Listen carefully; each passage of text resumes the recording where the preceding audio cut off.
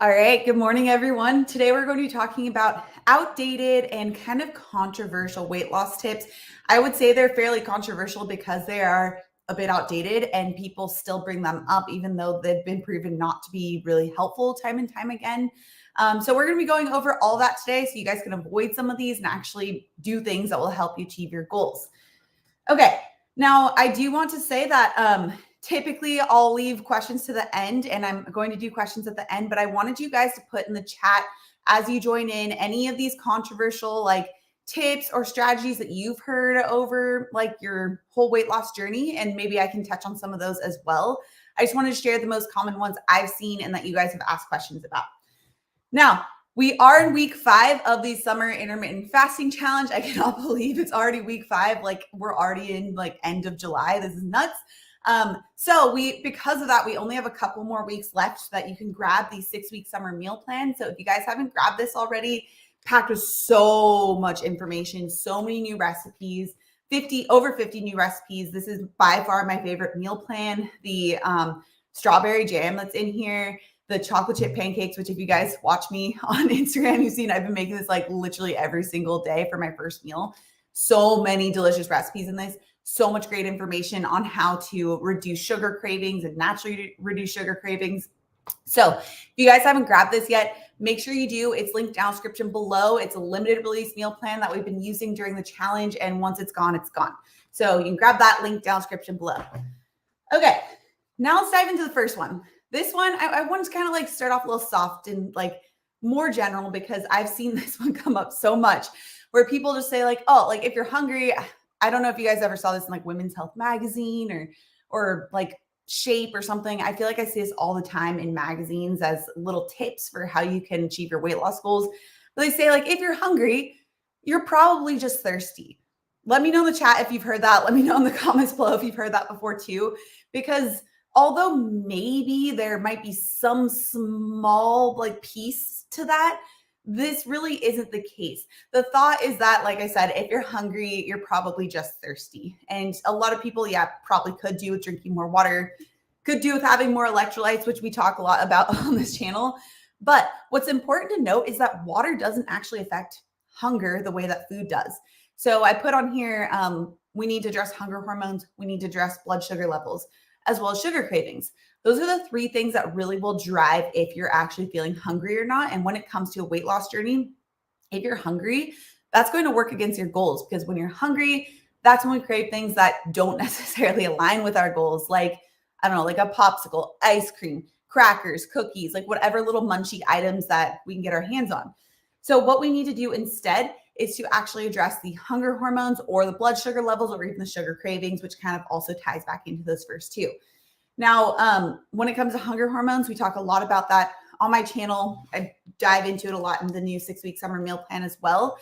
We have cholecystokinin, which is CCK. We have peptide YY. Really, this comes down to eating enough of the right types of foods, which is why we so emphasize eating protein, fat, and fiber, especially with protein and followed up with the next most important fat. Those are the things that will actually help to raise your hunger hormones and actually help to prevent hunger. Now, then there's also the blood sugar aspect where if you get these really big spikes and falls in your blood sugar, even if you're not truly hungry, even if you don't need food, this can cause that feeling of hunger, a feeling like ravenous, that you need to eat something right away or else you're going to faint, you're going to pass out, or you're just going to tear someone's head off because they're so hungry, which we've all been there. So that circumstance is a different way on how we'll handle that. We still want to make sure that we are getting enough of the protein fat that helps to balance our blood sugar levels, but we also don't want to eat the foods that cause us to be on that blood sugar roller coaster ride, namely the very high glycemic load foods, the added sugars, the refined carbohydrates. So contrary to what a lot of people think, you don't just get low blood sugars from not eating. You get it from eating the wrong types of foods that cause us to get this big spike and fall in blood sugar, which we're going to be getting into in a second as well. Okay, so as I mentioned, what to do instead. If you're hungry, like if you're in this state, in this immediate state where you are really hungry, you didn't eat enough for your last meal, then the biggest, most important thing we need to do is actually raise your satiety hormones. So have a protein snack to hold you over. I know anybody watching this who's been watching my channel for a while is like, Autumn, did you just say like have a snack? That's not what you usually say. yeah, typically I want to try and get away from snacking, but in this circumstance where you need to have something, you need to get satiated. Otherwise, you're not going to make it to that next meal. We at least want to make sure it's something that will actually help to hold you over and not cause this blood sugar roller coaster ride. So it could be like having a cheese stick, having some beef sticks, having a hard-boiled egg or those egg bites, having something that's actually rich in high-quality protein, Greek yogurt, cottage cheese, all of those would be a much better option to make sure that you're actually getting satiated. Water, just drinking water won't do that. You should drink water. You should make sure you're getting enough electrolytes, but it's not going to actually stop hunger, especially for the long term. All right. Let's go into the next one, which if you guys are just tuning in, make sure you throw in the chat anything that you've seen in the past on like tips that you've heard, like weight loss tips, controversial weight loss tips, or things that you were like, oh, I'm not really sure if that's useful. Throw that in the chat and I'll make sure to get to some of those at the end as well. All right. Now, probably the next most famous one, eat 6 small meals. We need to talk about where this came from, why people thought that eating 6 small meals or maybe eating 8 small meals, whatever iteration of like grazing throughout the day, where this really came from. So the thought was it would keep our metabolism high, which there's really not any type of research behind that. It doesn't even really make sense. So the other aspect is reducing hunger. This actually kind of makes sense because when this 6 meals a day strategy came out is when people were really focused on eating a very low fat, very high carb diet. So when you're eating a very low fat, very high carb diet, this is where you get these unstable blood sugar levels, where you're inherently going to get these energy crashes, this hanger every about 1.5 or 2 hours. Just so works out, that means you're eating about 6 to 8 times throughout the day. So if you want to prevent those crashes, then yeah, you'd have to eat 6 to 8 times throughout the day because you're riding this crazy roller coaster ride of blood sugar levels. Doesn't mean that you're actually helping with your goals. It just means that you're preventing a catastrophe from having these low blood sugar levels.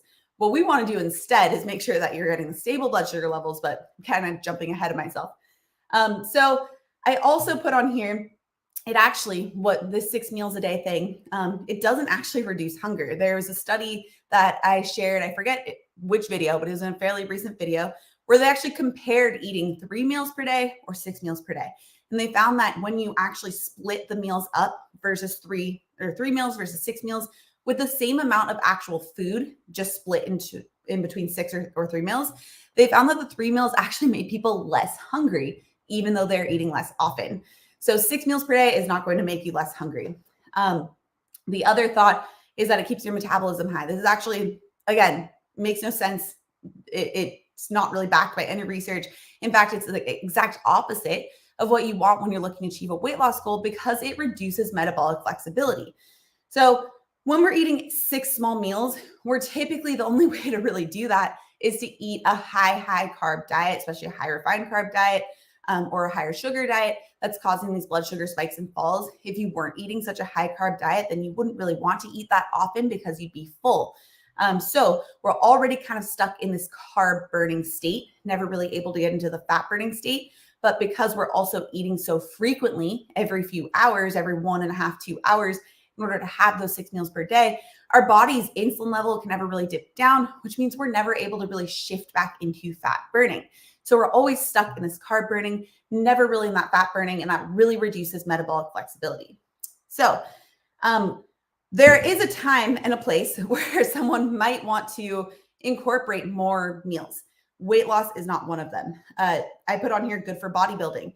So people who are bodybuilders who need to fit so much food in because they're focusing on trying to become Arnold and getting their muscles so much larger, they require so much energy that our body doesn't typically have the appetite for that.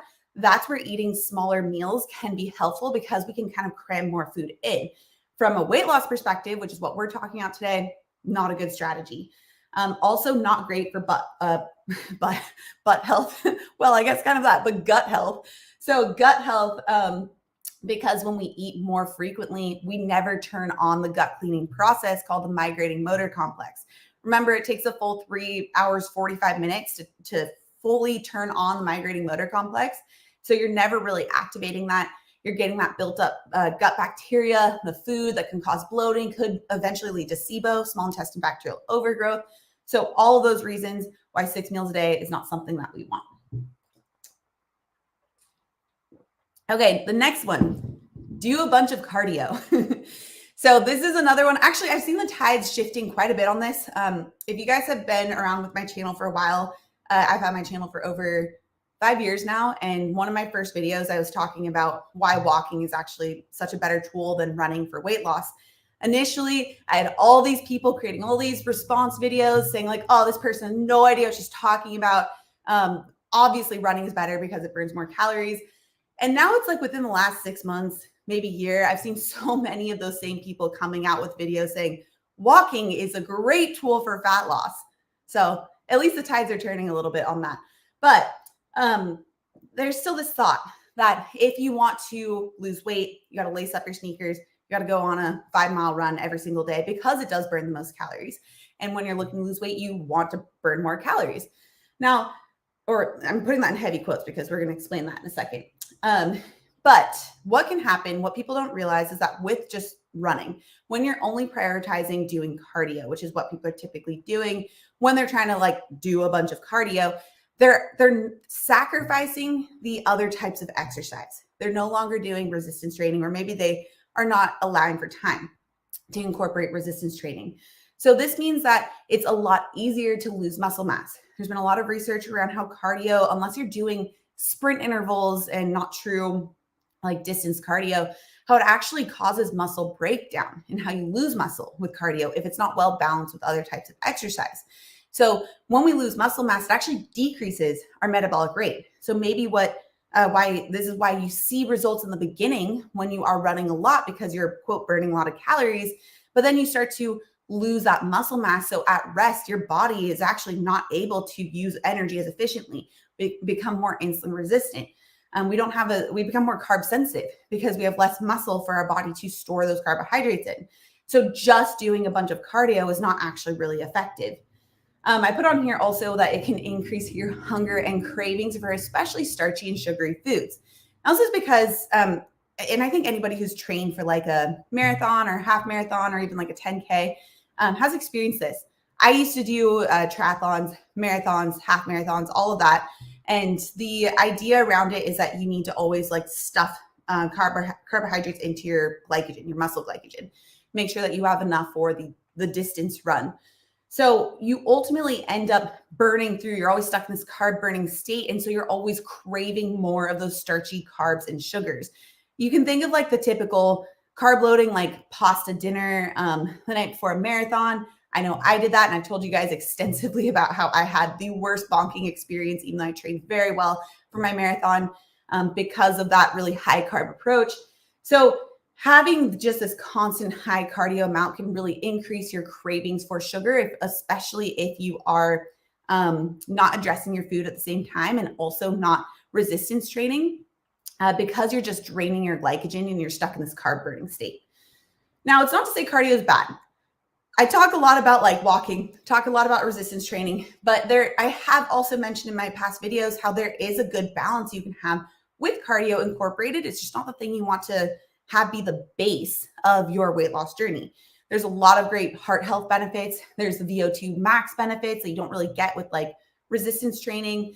It's just not the best weight loss strategy. So yes, it can be great to incorporate into overall health and well-being, but just doing a bunch of cardio is not something that's going to ultimately help with long-term weight loss goals. So I put on here, instead, what we want to do is see a combination of exercise. If you were to try and start off with like one, like let's say you aren't exercising at all right now, and you need to start off with one thing. Walking is a great place to begin because you are just getting your body moving. You're getting in the habit of getting some type of exercise in. You're also primarily using fat as fuel when you're walking. So you're helping your body to shift from burning carbs as fuel to fat as fuel. So you're helping with that metabolic flexibility. Next, adding in resistance training. So I've talked, I have a lot of videos on resistance training on my exercise schedule that I've shared in the past. You can check all those out. In my complete intermittent fasting bundle, I have that 3-week workout plan. That's the resistance training program. You can also check out. But we want that base really to make sure that we're addressing from the weight loss perspective. And then if you want those additional heart health benefits, the VO2 max benefits, that's where adding in a couple days per week of cardio can be really great. I also put you can have some HIIT, some high intensity interval training. You just don't want to overdo it because then we get into the issues of constantly high cortisol that can break down your muscle as well and just cause poor sleep, cause increased belly fat. So higher intensity is not always better. We need a balanced approach to our exercise, including a balanced approach to cardio. Okay, so now probably the most famous, I saved the most famous for last. Just eat less. Like simple science, guys, just eat less. How many times have you seen that? Like I see that all the time in the comments on my videos where people are like, this is stupid, just eat less. Well, this isn't really specific. Eat less of what? Like what are we eating less of? We have different hormonal impacts. How different foods will impact our hormones is different. So like how protein affects our hormones is different. How carbs affects our hormones are different. How fat does. They all cause different releases of different hormones. They all have different effects on our body. So although inherently when you eat enough of protein and fat and you're limiting the lower or the higher glycemic load foods, your body naturally regulates your appetite so that you will inherently, quote, eat less, but you're eating less in a way that supports your body's metabolism, supports the your overall muscle mass. It actually helps to increase your metabolic rate as well. So you're not trying to crunch numbers on a calorie tracker in order to see, like, make sure that you're eating less. It's just inherently happening because your metabolism is increasing, because you're satiated, because you're satisfied, and you're eating the right types of foods to help with that. If you're just, the biggest thing, the issue I see with this just eat less strategy is that people will just eat less of everything. So they eat less protein, they eat less carbs, they eat less fat. They don't really discriminate between the impact each food is having on their body, their metabolic rate. We really should never be decreasing our protein. In fact, that's a thing that should always be staying stagnant, if not increasing. Most people are really, really under consuming on that. It's the food that isn't really an energy source. It's the food that maintains our muscle mass, which helps to keep our metabolism higher, helps improve insulin sensitivity. So many things from a long-term perspective, from a health perspective, and from long-term weight loss goals to make sure you're actually maintaining those weight loss goals. Protein is necessary for that. But ultimately what people do is they decrease everything on their plate. They just see those pictures, those graphics of like, here's the food that you should have, here's the servings that you really should have. And so they decrease everything on their plate and aren't getting the benefits of getting enough protein. They get hungry. They get those unstable blood sugar levels. They have to resort to 6 meals a day and they aren't going to achieve their goals.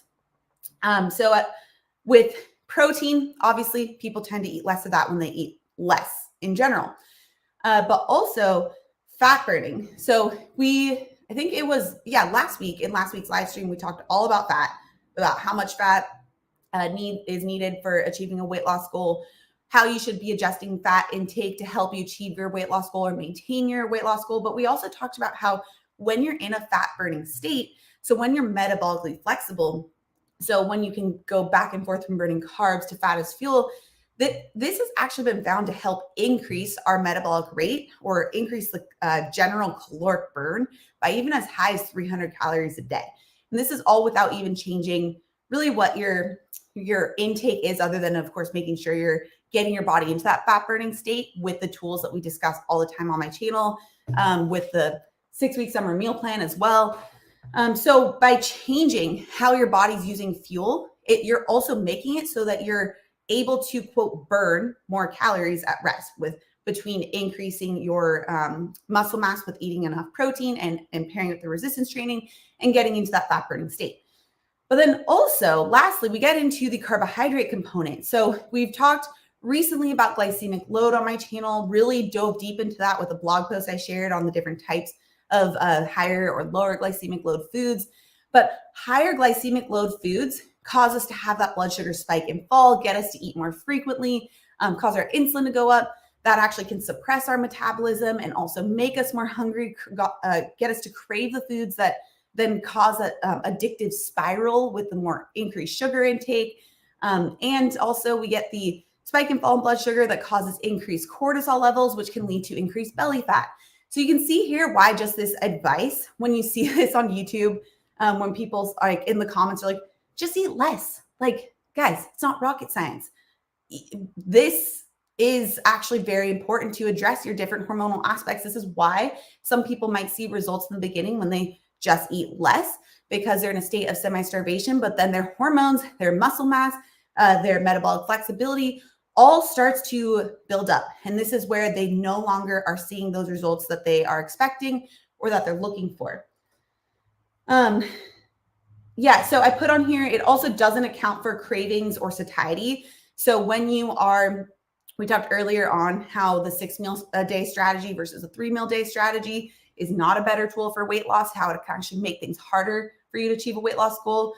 So just eating less doesn't account for the hormonal aspect of getting you to not feel hungry and getting you to not crave the foods that work against your goals, or get you to crave the hyperpalatable foods that cause you to hijack your body's satiety systems and therefore eat beyond your body's needs. So like, let's say the 100 calories of a cookie is definitely going to have a different impact than 100 calories of eating eggs, for example. We've seen this in like those studies that I've discussed on comparing oatmeal to eggs, where the oatmeal causes you to be a lot hungrier, a lot faster.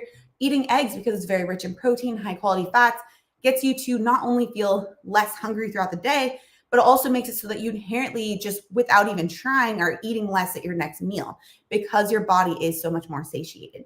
So just this eating less overall strategy doesn't account for satiety either. So instead, we want to naturally regulate our satiety. We don't want to have to be stuck to like MyFitnessPal, which is like the bane of my existence. I hate that app. But we don't want to just be stuck to having a computer tell us like when and what and how we should eat, because ultimately that's not accounting for our hormones. It's not accounting for a long-term approach. And it's also not going to make us feel great, because we're going to have these spikes and falls in energy, constant cravings. We're going to lose muscle mass, and we're not going to be efficiently burning fat as fuel. So all that being said, like we talked a lot about the things that I don't recommend. What we do, if this is your first time watching one of my videos, or maybe like you're newer to my channel, what we do instead is really focusing on the different types and quality of foods and how it affects your body. So focusing on lower glycemic load foods. So this is addressing the blood sugar. This makes it so that you aren't going to get these big spikes and falls in blood sugar that can cause you to crave sugar, cause you to feel hangry and not feel great. But then also cause increased cortisol that can increase your risk of belly fat. So instead, we want to focus on those that help balance blood sugar level, help to make you more satiated. So those are the lower glycemic load foods. And I'm really emphasizing load. If you go to type in like glycemic load on just Google and try and find like information on it, it often directs you to glycemic index, which is a lot different. So if this concept of glycemic load is new to you, make sure that you check out my blog post on this. Just type onto YouTube or onto Google autumn-based glycemic load. And I have a blog post that goes into really good detail on that, gives you visuals on the different types of foods that are low or medium or high glycemic load and what you'll want to eat. We also use intermittent fasting, and we focus on eating meals. So instead of having those 6 meals per day, the grazing, the snacking, which ultimately causes you to never fully feel satisfied, never get enough of your body's needs, get those unstable blood sugar levels, we focus on meals and or intermittent fasting. Obviously, I talk a lot about intermittent fasting on my channel, but even just having meals, you can really get a lot of the same benefits by just having a meal structure, not snacks. And this focuses specifically on metabolic flexibility. So making it so your body is better able to burn fat as fuel and shift back and forth from burning carbs and fat. That way we can get those benefits of not being hungry. We can get the gut health benefits of having those gaps between the meals.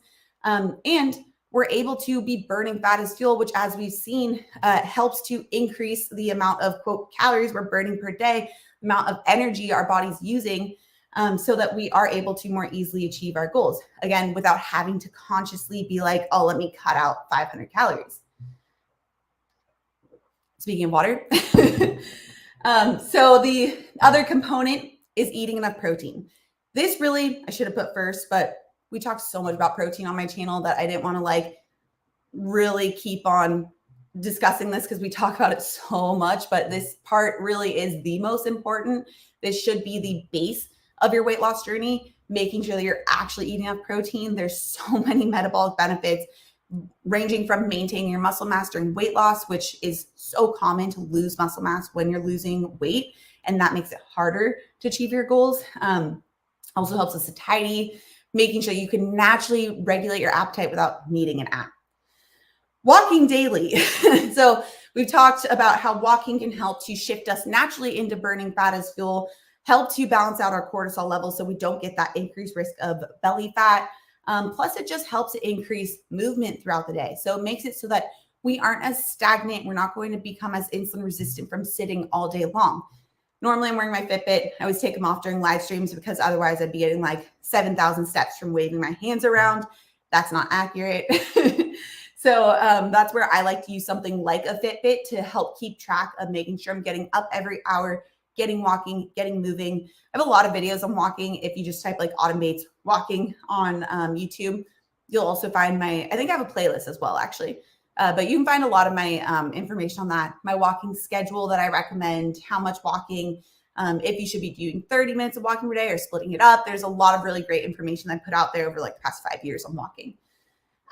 We add resistance training. This helps again to increase our metabolic rate, helps improve our insulin sensitivity, helps improve carb sensitivity so we can have more flexibility with our types of meals that we're eating, using high quality fats to help boost satiety, and removing those added sugars because that is what can cause those addictive spirals.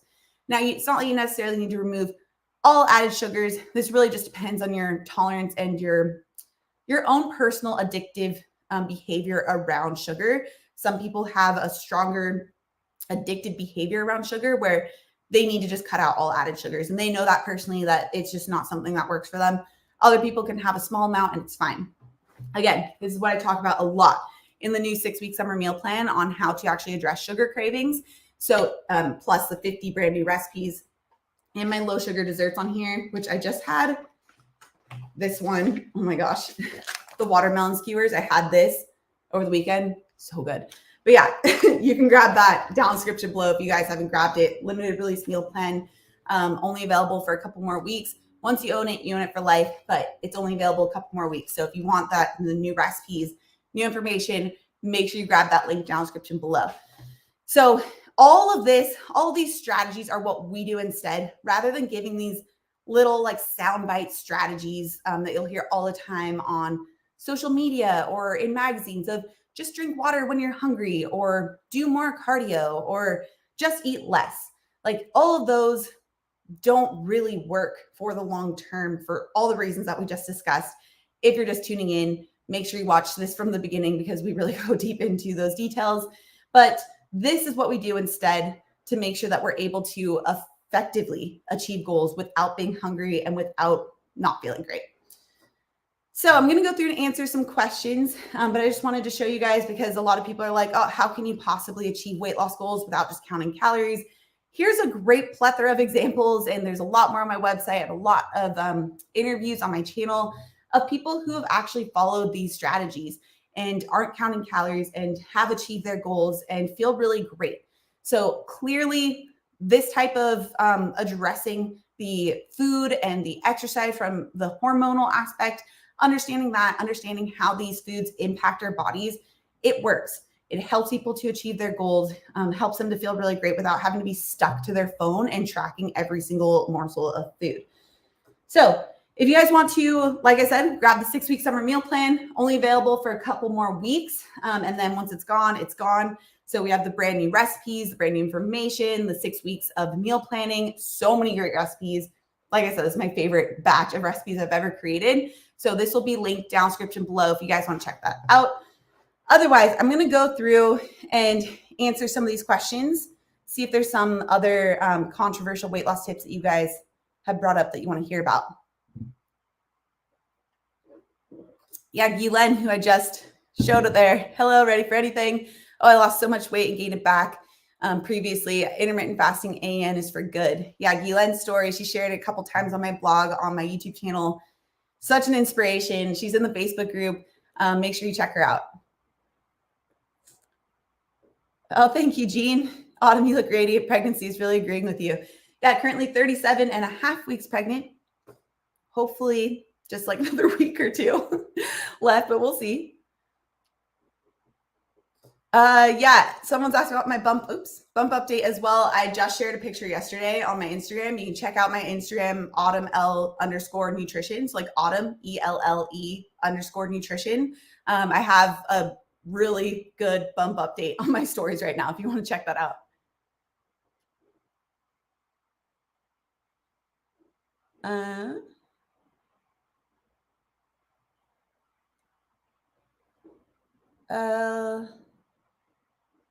Let's see. Okay, Gina. I have insulin resistance. I fast, but I still have a little energy, like low energy. What can I do? So I'm hearing that you're saying that you fast and you have insulin resistance, but I'm not hearing that you're addressing your food or exercise component or sleep, really, for that matter. I have a video coming out really soon on a lot of strategies for sleep and how to use sleep, or rather the tools to help you get higher quality sleep. But people, when they incorporate intermittent fasting, often forget about the eating window, and that is where almost all of the progress is made. Intermittent fasting is a great tool. What you eat is just as important, if not more important. So I have so many resources on this. Just my last couple live streams alone, I think it was my first or second live stream from this series. Make sure you check those out because I dive deep into that. You can also check out I have a video where I think it's titled like intermittent fasting food pyramid. Check that one out. It's from like a couple weeks ago. It goes deep into like what to be eating during the eating window. But if you're just fasting and if you're not addressing your food or addressing it properly and really using the strategies we discussed, then you're probably not going to make the progress that you're looking for. Dave, tablespoon of extra virgin olive oil to hold you over. I've seen this idea of using olive oil in general, whether it be for like a liver cleanse or I guess to hold you over, is a new one as well. The like idea of the liver cleanse actually has been around for a long time, but the idea of holding you over, fat can do a better job than other foods, but I always recommend going for protein. Protein is going to be the thing that actually helps to hold you over way more effectively than any other food group. So having like the hard-boiled egg, having a piece of cheese, having something that actually contains a high quality protein with a little bit of fat packaged in there is going to more effectively raise your satiety hormones and get you to that next meal. Debbie, what flavors of Element can I use when fasting? If you guys aren't aware, Element is an electrolyte company that I talk a lot about on my channel. I'm a big fan. I would have to check. I'm not sure off the top of my head. I know mango chili is one, obviously unflavored, but it really just depends on the carbohydrate count of each one. So I do have a blog post that lists out the different flavors and you can see which one will break a fast versus not. If you type "does Element break a fast" on Google, my blog post will come right up. I believe it's like the first one. Great question. Caroline, is there a big difference between high fiber carbs like quinoa, oats, etc., and processed carbs when it comes to eating carbs? Also net carbs and regular carbs with intermittent fasting. Yeah. So let's first start with the net carbs versus regular carbs. Really the only difference between net carbs and quote regular carbs, like when you see on a nutrition facts label, it says carbs. And then like maybe if it lists on their net carbs, it's just the fiber content. Fiber, we actually don't use as energy. We don't absorb it. We don't break it down, but technically it is considered a carbohydrate. So it's in the total carb count, but it's not actually true carbohydrate that you would count in terms of raising your blood sugar level. So you always want to look at net because net is going to be the one where it actually gives you true depiction of how many carbs are going to be in there, especially if you are carb sensitive. Now, the difference between carbs, if they are higher higher fiber carbs or more processed. So you can actually have processed carbohydrates that are also high in fiber. That's not mutually exclusive. Just because they're processed doesn't mean that it's going to have low fiber, although that's often the case. It depends on how your body responds to each one of these carbohydrates. So for example, if you are not exercising, if you don't have very much muscle mass, if you're not resistance training, those are the types of things that allow your body to more easily handle different types of carbohydrates and starches. So even these higher fiber, high starch carbs, like what you're listing, like quinoa and oats, again, even though they are more whole food, they still are higher carbohydrate.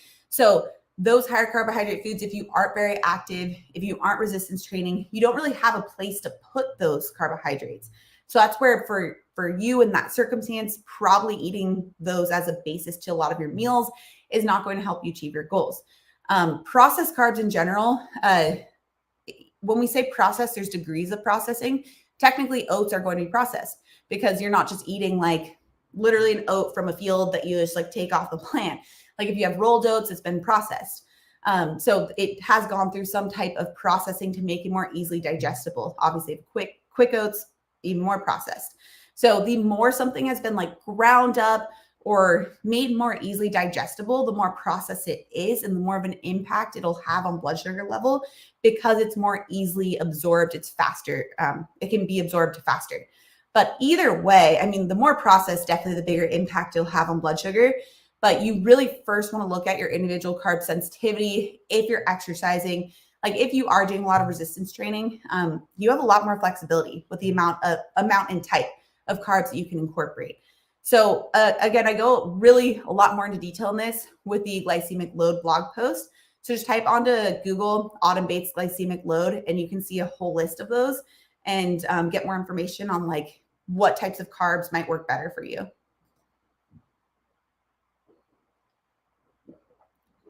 Newbie, hello, Autumn Bates and chat. Hello. Oh, thank you, Tanya. You look great. Thank you. Okay. Ala Yeet. Is it okay to combine cardio with weight training and HIIT? Yeah. And in fact, like when you build up to that, that's actually a really good balance to be at because each one has different benefits. We just don't want to overdo any single one.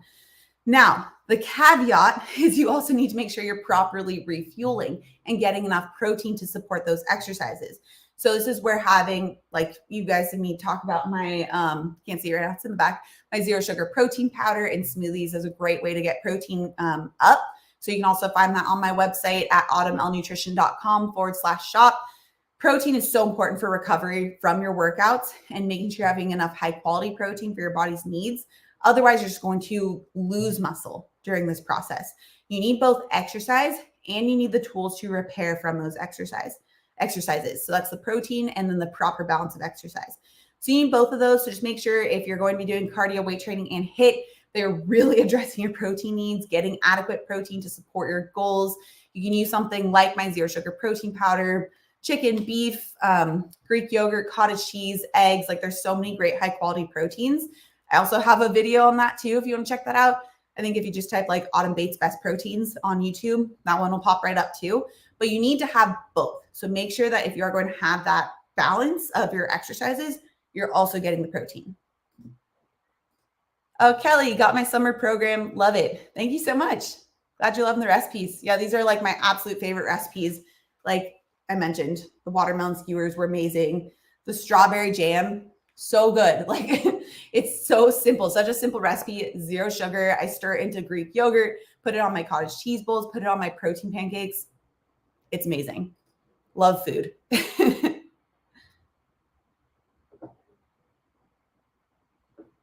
Lori, you were saying HIIT exercise increases cortisol. Any type of exercise that raises your heart rate really high increases cortisol.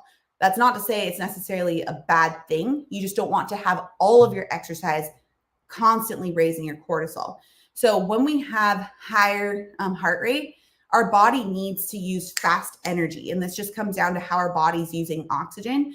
And so because of that, we need to use more sugar or more glucose or more carbohydrates when we're using that higher intensity exercise. So what our body does is we increase cortisol to help release blood or release sugar into our blood supply from our liver, from our muscles, so we can use that really fast source of energy. So you have to have higher cortisol the higher the intensity the exercise gets because of that just natural physiologic state. But we don't want to always have this high cortisol inducing exercise where we're always in this breakdown mode. We never actually get the full time to recover, because the other thing with these high intensity exercises is that it takes longer to recover from them because they are really, really intense. So if you are doing like 5 days of Soul Cycle a week, which I know is pretty common, at least where I was from, which was back in LA, Those types of exercises make it so that you're constantly in that high cortisol level, push yourself at such a high intensity, you're never able to come back down. Cortisol level can never really come back down. Muscle mass is never really able to recover. So you're not seeing the benefits of your workout. So that's where we want the balance. We don't want all cardio, all resistance training, all walking, all HIIT. We want a balance.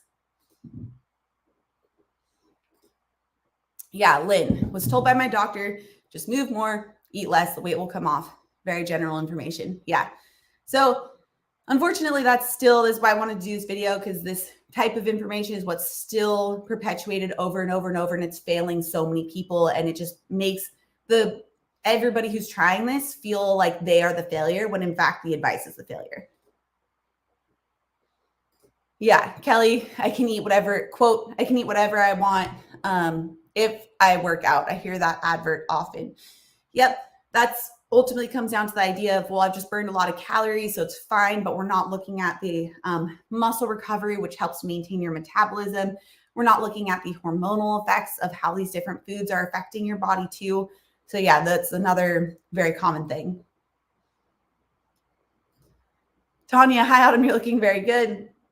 Just wondering when your baby's going to make an appearance. We're all excited to see him or her. I am too.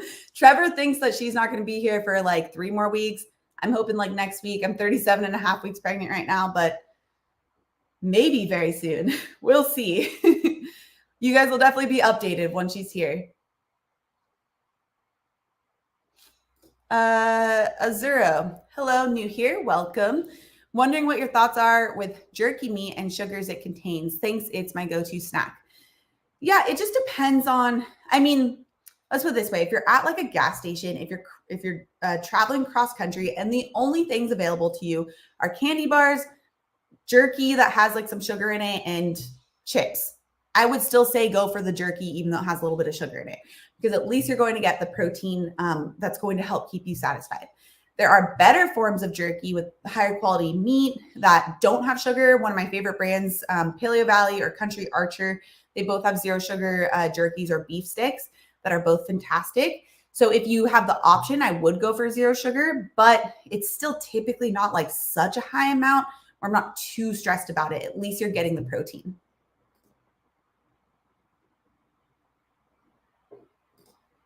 Caroline, you speak of cortisol a lot, which is great. So will you do a video on mental health and effects on weight and body?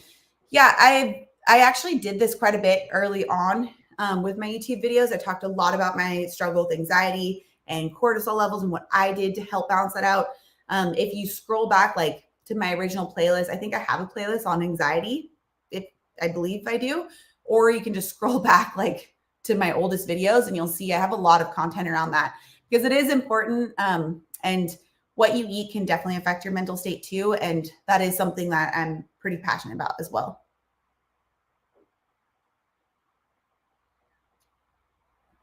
Okay. Autumn. Wow. Hi. I don't often see another Autumn. This is cool. Cheers. Hi. How do you recommend handling being so satiated by protein, healthy fats? By the time you should eat again to get full protein load, you're still not hungry. Yeah. So this is, first of all, Autumn, hi. I'm really glad you brought this up, because a lot of people don't believe that it is even possible to get so satiated from protein, that it's more of an issue to not eat enough than it is to overeat. So that is a good point. Like when you're actually eating a lot of high quality protein, it's so satiating that it can actually, the bigger problem is just not eating enough. So what we need to do is, first of all, make sure that the protein amount is getting a good distance from each other.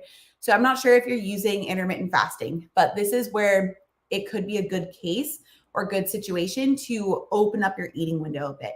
So rather than having like a 16-hour window, trying for a 14-hour window, or maybe even a 13 or a 12, because we do need to balance out getting enough protein with having those gaps between your meals. And if you're not able to get all your protein in with your next meal, because your meals are too close together, then we need to open that eating window up a bit. So that's the first thing. The other, and this is kind of a good, like useful little hack, is combining different types of proteins. So when you combine different types of proteins, it can kind of hack our brain into being able to eat more of the protein. So what I like to do is combine like like lower volume proteins, because I can also struggle with getting enough protein in as well. So I'll take like my Greek yogurt and I'll stir in like 2 scoops of my protein powder, or like a scoop of my protein powder. So it's still the same volume, but it's not, but I'm actually getting my proper amount of protein. That's a very good question. Thanks, Kat. I wish I could have more likes to this video. Such great information. Oh, thank you. Smash the like button. Autumn has added so much valuable information. Life-changing. Thank you so much. Yeah, if you guys are liking this video, make sure you give it a thumbs up. Really helps spread the word so other people can make sure that they aren't just following the same old advice that has failed everybody time and time again. And so is resistance training different than HIIT? What ratio would you recommend for a weekly routine on resistance training and HIIT? Yeah, so you can actually have HIIT that is resistance training or HIIT that's cardio based, but you don't necessarily, like, not all resistance training is HIIT. I'm thinking like the circle square, or the square rectangle thing. Can't get that straight in my head, but you do want to make sure that you have lower intensity resistance training as well. So where you're not just like, trying to think of an example, like I said, Orange Theory, or did I mention Orange Theory earlier? Orange Theory would be an example of like higher intensity. I believe Barry's boot camp would also be like more of a HIIT style. If it's a type of resistance training where you're really getting your heart rate up, and the whole point is to get your like blood pumping, you're sweating, it's difficult to breathe. If it's difficult to breathe, that's more of HIIT training. If you're able to do like actual resistance training where you're able to breathe fine during it, you're just, maybe it's hard, but you're able to breathe, that's just regular resistance training. So we want to make sure that we're getting a good balance of both of those. I usually recommend no more than 1 to 2 days per week of true HIIT, so that you're not over pushing yourself, and you're actually able to get that balance within your routine. Now, the balance for resistance training and HIIT, again, will depend on the person and where you're at in your fitness journey. For myself, pre-pregnancy, not right now, especially not right now, but pre-pregnancy, I was doing resistance training about 4 to 5 days per week, and just splitting up based on body part. And then maybe I do like probably no more than 1 day of HIIT. Used to probably do 2 days of HIIT. Then I might sprinkle in like 2 days of some type of cardio, whether that be like swimming or running. So that was my personal ratio.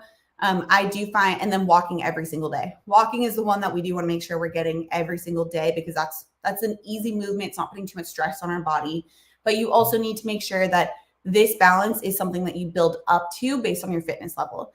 So I do have a full video on my routine. It's a bit of an older one, but it's still true to what I was doing pretty much up until pregnancy.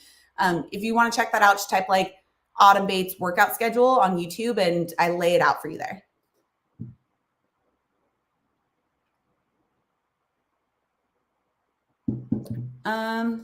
Okay. Liz, thoughts on the 36-12 protocol? I have not heard of that one. Is that 36 hours of fasting followed by 12 hours of fasting? I think that's probably what you're referring to. If so, I never recommend extended fast. So anything beyond really 22 hours of fasting. But if you guys see my channel for a while, I still recommend the sweet spot to be more of like 14 to maximum 18 hours of fasting per day. This is because every day we need to be getting enough protein. It's so easy to be losing or not getting enough protein in a day already. As the other Autumn mentioned earlier, she struggles with getting in enough protein every single day, even without having the alternate day fasting in mind. So with that in mind, I don't see the benefit of having the 36-hour fast. Maybe in the beginning, you'll see some results because you're just simply in that state of semi-starvation where you're just not eating. And so you're inherently going to burn some energy, but that's where we get into the issues of also losing muscle mass down the line. So I don't see that as a good long-term solution. Instead, I see balancing out the fast with the proper eating window and enough protein.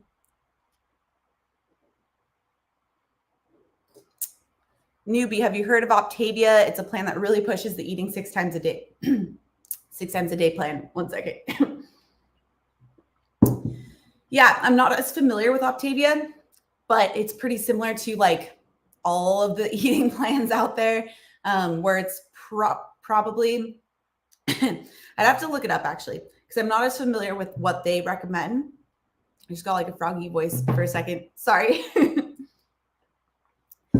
But if they push the 6 times per day eating plan, they probably also just push general overall eating less, lower calorie. And the only way to do that is eating 6 times per day. They probably also promote eating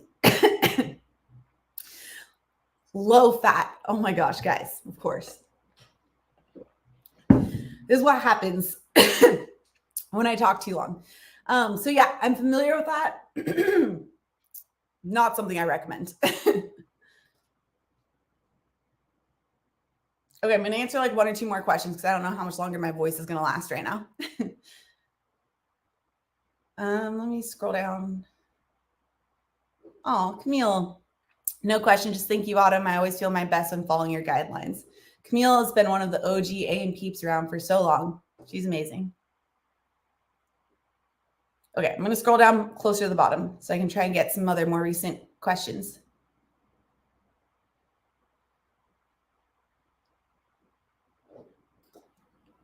Okay, Chelsea. What time frame window do you have to eat enough protein to get over 2.5 grams of leucine for muscle synthesis?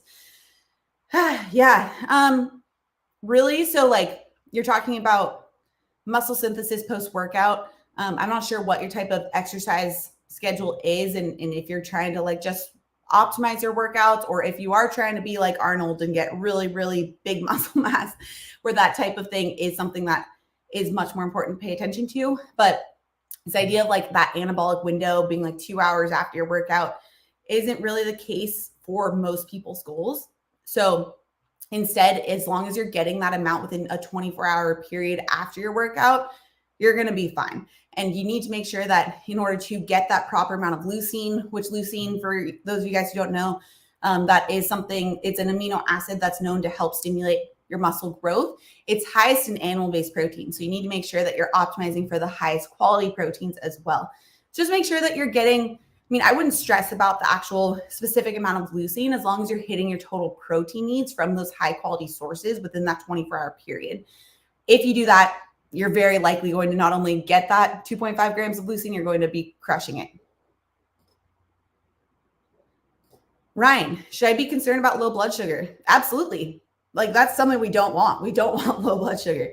And the biggest thing that causes that is that spike and fall in blood sugar. When we are actually metabolically flexible, we're not just using carbohydrates, which means that we aren't going to get that energy and blood sugar crash where our body's able to burn fat as fuel as well. I think a lot of people misinterpret this idea of like eating less carbs. They think like, oh, still see this all the time, like mainstream, again, like Women's Health and Shape and all these magazines.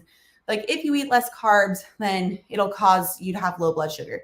That's not really the case. In fact, that is quite the opposite. Makes it so that your body can eventually shift over to burning fat as fuel. Maybe in the beginning, you might have to increase certain intakes of like increasing your fat intake, like we talked about keto coffee, for example, to make sure you're pushing your body into burning fat as fuel instead, having a good energy source, using those lower glycemic load carbohydrates so you still get some carbs, but they aren't going to get that big spike and fall in blood sugar. We don't want to have that drop in blood sugar. That causes hunger. That causes us to need to eat carbohydrates again immediately. That's that shifting away from metabolic flexibility. So you absolutely should be concerned about low blood sugar, but it's also important to understand what causes low blood sugar. Just eating a lot of carbohydrates is going to be the thing that causes the big spike and fall in blood sugar. That's what we want to avoid.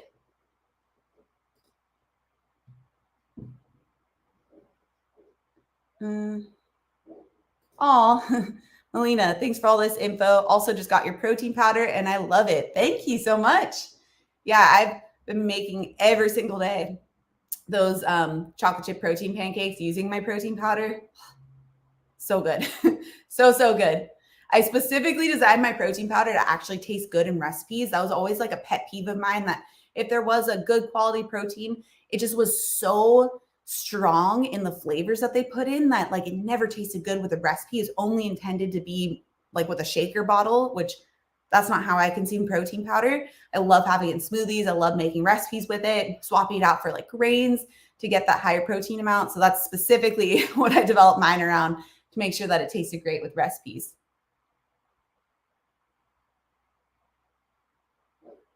Let's see. Joyce, hi Autumn. I recently read that baby potatoes have a lower glycemic index than other white potatoes because they are waxy. Is this true? I read they cause less of a blood sugar spike. I'm not specifically sure on red potatoes versus like white potatoes. I'd have to check.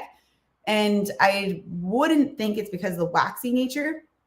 It'd probably, if anything, be just because of the amount and type of starches.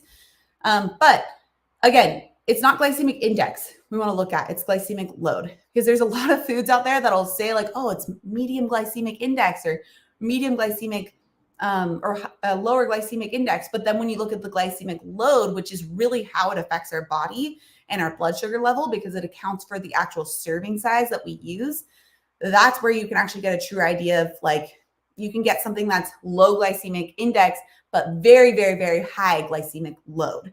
So always look at glycemic load, not index. I have a whole blog post on this. Just type Autumn Bates, glycemic load. Make sure you check that out. It goes in the details on those differences. Regina also just got the protein powder and I'm loving the protein pancakes as well. Yeah, literally my go-to like every single day lately. You guys know I'm usually like the smoothie person, but for some reason, like the protein pancakes have just been my go-to every single day. Loving them right now. If you guys want, by the way, if you haven't seen my protein powder, haven't tried it before, you can find it on my website at autumnlnutrition.com/shop. So autumn, ELLE nutrition.com/shop. All right, guys, before my voice cracks again, I need to go drink some more water. Thank you guys so much for tuning in. I will be having one more live stream during this challenge. Next week is our last week of the 6-week summer intermittent fasting challenge, which is just like mind blowing. So I haven't decided on the topic for that yet. If you guys want to chime in the comments down below of this video, let me know what you want to hear about and maybe I'll do it on that. But otherwise, make sure you guys tune in next week for our last live stream of this challenge. It will be Monday, 9 a.m. PST. All right, guys, thanks so much for tuning in. Hope you guys learned a bit. Make sure to share this with friends, especially if they maybe follow some of these strategies and are getting frustrated so they can achieve